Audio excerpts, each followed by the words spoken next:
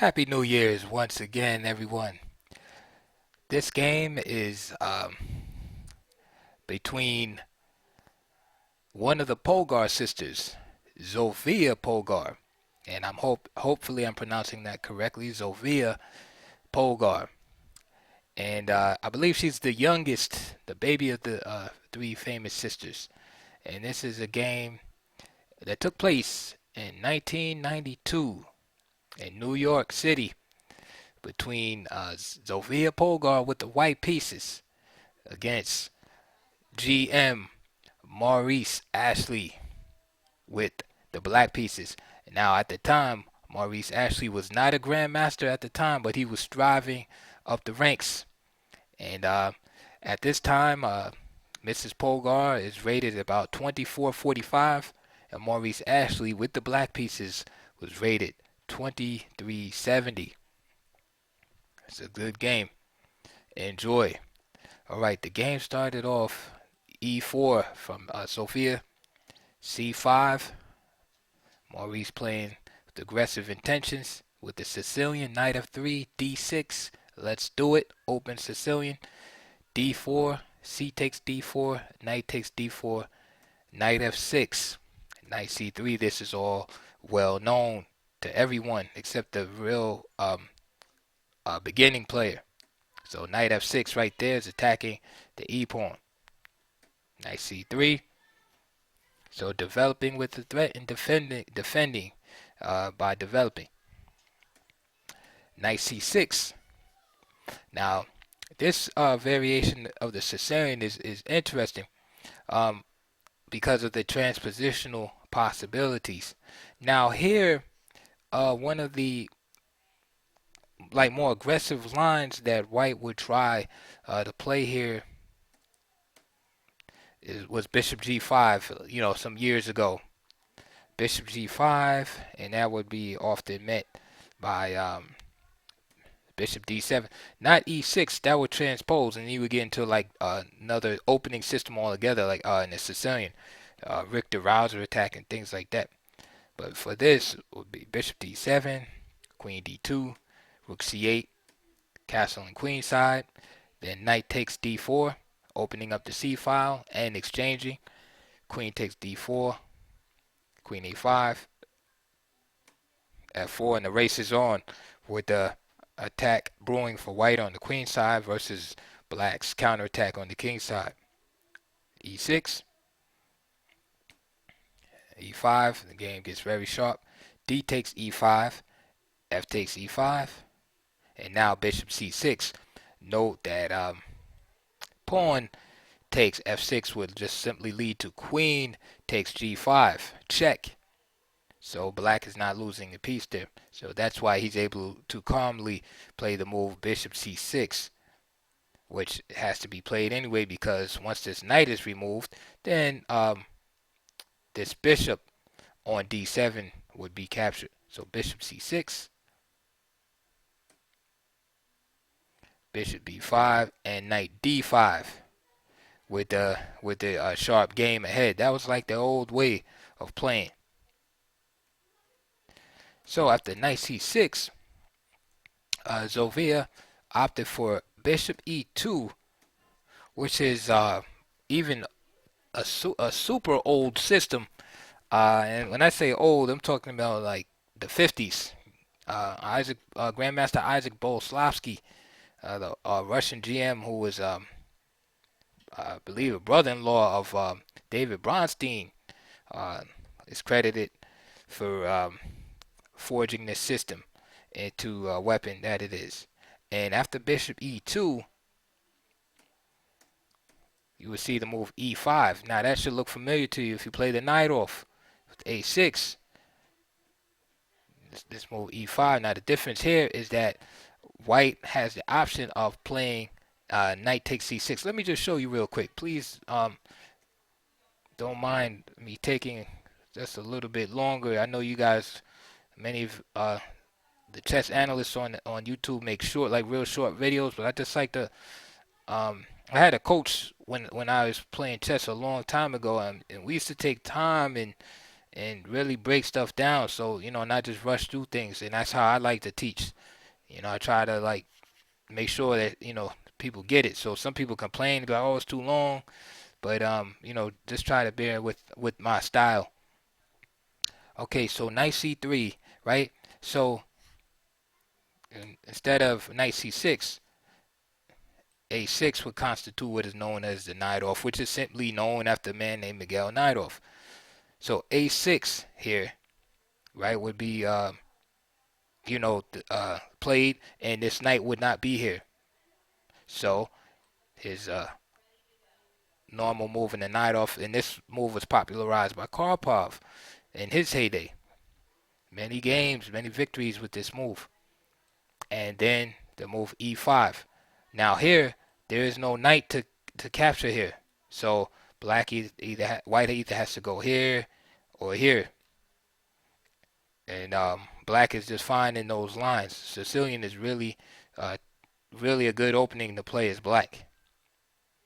I just wanted to give you that picture so you can understand. So this is the game. Back to the game. And Maurice has played knight c6. So notice knight c6 is played instead of having this move here. So now on bishop e2, if he was to play e5, this is one of the options. Now white can go here or here, but knight c6 would be an option. Now this is not a big deal because you're just fortifying the black center. And if white is not able to stop these pawns from advancing, black is going to have a good game. So if you let your opponent have a nice center like that, you have to see that center is fixed, immobilized, as Nimzowitsch would say, immobilized. If it's a mobile center and he can advance, then you're in trouble. So for instance, as it stands now, the center can advance. So say for instance, castle. Black's best is just to try to keep building up the advance, getting ready. Maybe not wanting to advance prematurely with the king in the middle and all that stuff, but maybe play moves like bishop e6 that you see. And of course, white is going to try to stop the advance. So a move like d5 might be premature. After e takes d5. And this is what I'm talking about. You see how the bishop here is pinning now, and now this pawn is in danger. And now further advance would be provoked, and then check, and then black would be in all kind of trouble. So this move, knight takes c6, and b takes c6 in itself, there's nothing wrong with the game, is still equal, but black has to be careful to prepare his advance. So instead of just rushing like that, he would have to play moves like bishop e6 and prepare to make that advance when he can get a counterattack. So knight c6, bishop e2 was played. Now again, here's the old line. So e5, and here's how the line used to go. Knight b3, bishop e7, castle, bishop e3, bishop e6. Note the preparation for the move d5, bishop f3, and notice how white is fighting against d5. He moves his bishop from e2 to f3 with the idea of enhancing the strength of this pawn along with this knight, along with this queen. So white is playing against this advance. Black is trying to force the advance. He has his queen here, bishop here, knight here, all trying to force that in. a5, knight d5, and two moves can be played here. One is knight b4, again fighting for the d5 square, and the other is again another old line, bishop takes, and it's basically a draw on the cards. Knight b4. So the structure has changed. So now the battle for d5 is over. White has entrenched the pawn there, although black's backward pawn now is protected pretty much. And the battle will continue from here. And that's known as the Boleslavsky variation, for those that care. Instead of knight b3, knight f3. And that really doesn't give black any problems at all. I'm just going through the moves real quick. And again, the same theme. Black is trying to get in d5, and white wants to stop it. But here, with this bishop here, again, this is why the knight goes here. More flexible in the position, and allows bishop f3, because now with the bishop on f1, notice there's no further protection on the d5 square. So after, say, let's just throw in something real quick, queen d3, and just d5. E takes, knight takes, knight takes, queen takes, and the game is just equal. Black has achieved his break. All right, let's go back to the game. So I don't know how much Maurice actually was into theory at the time, but after bishop e2, he played another good move. Instead of playing e5, which is great, he opted for a sharper continuation and played g6. And what I like about this move, g6, is that it's kind of like he's going into a better version or a safer version of the dragon for black.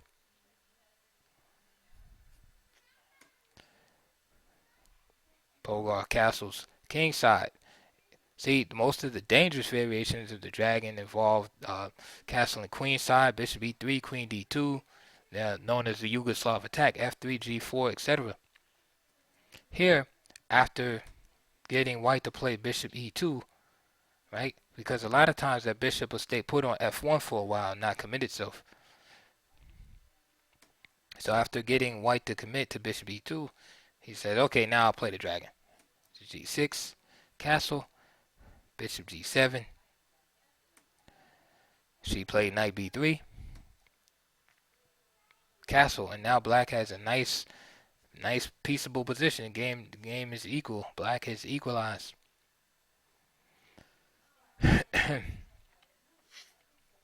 White, plan for white again would have to be to fortify this pawn here in e4, and then try to use d5 as an outpost.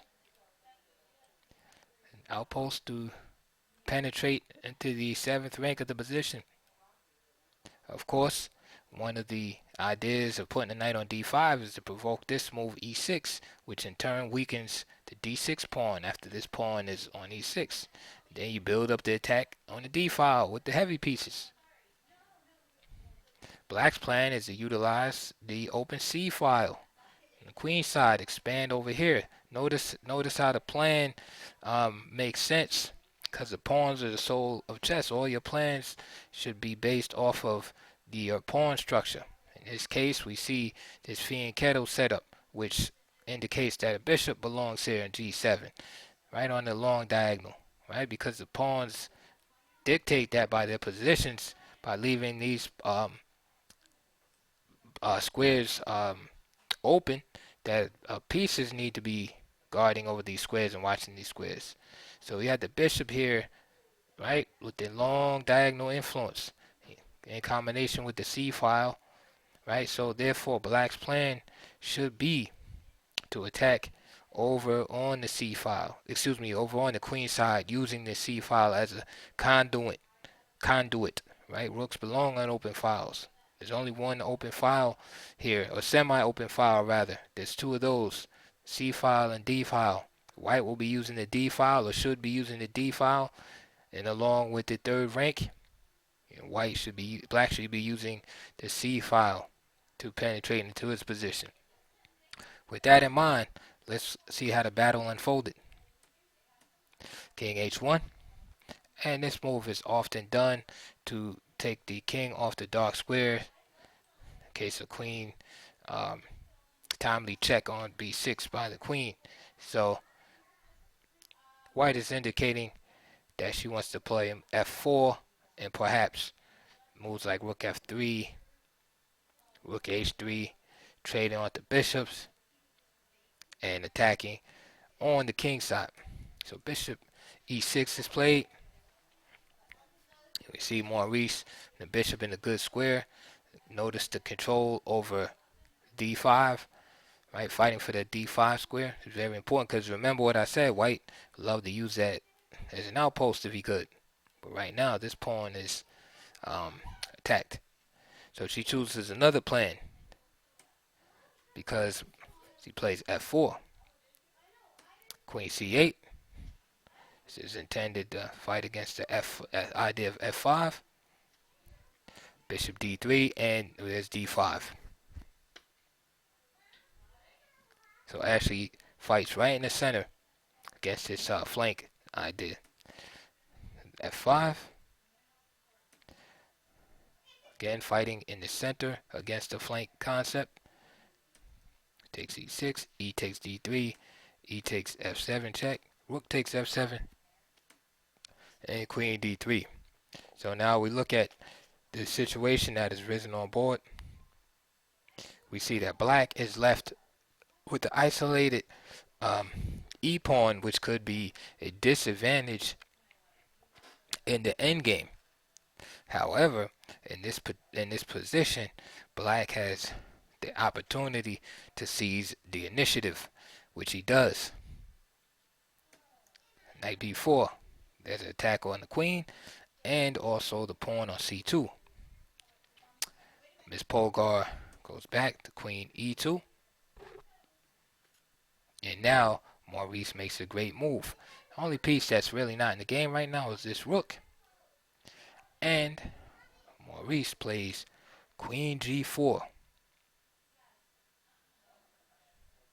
And I like this move because the white queen is guarding c2.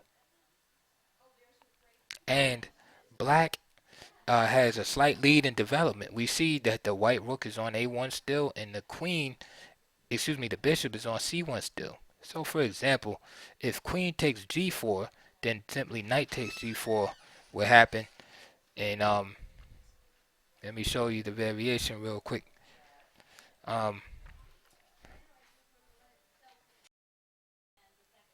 Alright, so for instance, after queen takes g4, knight takes g4, notice the rook is attacked. So rook takes f7, king takes f7, and this pawn is going to drop. So for instance, bishop f4, and now we can give up that prize bishop. And this is all good for black. So we can play a move like rook c1, and if we want, we can make fun of white and in the back rank weakness by just playing rook d8. That's all good for black. So this queen g4 is a good move. However, Sofia Polgar finds a good defense right here and plays rook f3. So blocking the trade and maintaining defense here. But we can see that that white is a little passive now. So black's opening scheme is paid off here. However, if white can consolidate this and get to an endgame, that isolated e-pawn could be a factor here. So it's up to black to maintain the pressure in the position. Maurice plays e5. So he just throws his weakness at the player with the white pieces. Idea behind this is what? Queen takes e5, rook e8. Idea, or the focus rather, is the weakness of the back rank. Now remember, this move earlier, remember I was telling you king g1 goes to h1 sometimes to avoid the check on the dark squares by the queen. But now it's working against white in this variation, because she cannot capture the pawn safely if queen takes e5, rook e8, and then the queen has to give herself up. And if for instance h3, then simply there's a couple of moves here. You could take rook takes e5, or you could play queen takes rook here, and I'll just show you real quick. So rook takes, it's the simplest. H takes and check. Knight takes c2. This guy's in trouble. Now you have this. Check. And notice how white's position just melts. And f2, king g3. And this is all bad for black. Okay, black is clearly winning there. So the fact that Maurice is able to play a move like e5 shows that there's something seriously wrong with white's position, and that is the lack of development.